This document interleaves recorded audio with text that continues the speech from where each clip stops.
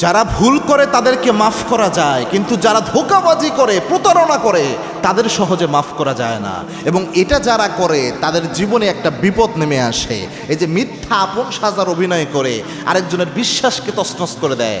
অনেকে রয়েছে মিথ্যা প্রেমের নাম করে একজনের বিশ্বাস ধ্বংস করে তাকে ঠকিয়ে চলে যায়। যদিও বিষয়টা হারাম, তবুও মারাত্মক একটা ক্ষতি এটার মাধ্যমে কিন্তু হয়। মনে রাখবেন, একজন মানুষ সহজেই একজন মানুষের সাথে একটা ভুল হয়ে গেছে, এটা মাফ করে দিতে পারে, কিন্তু ধোঁকাবাজি কিন্তু মানুষ সহজে মাফ করতে পারে না। এবং ধোঁকাবাজি এটা ব্যক্তির সাথে জড়িত অপরাধ, এটা যে কত মারাত্মক।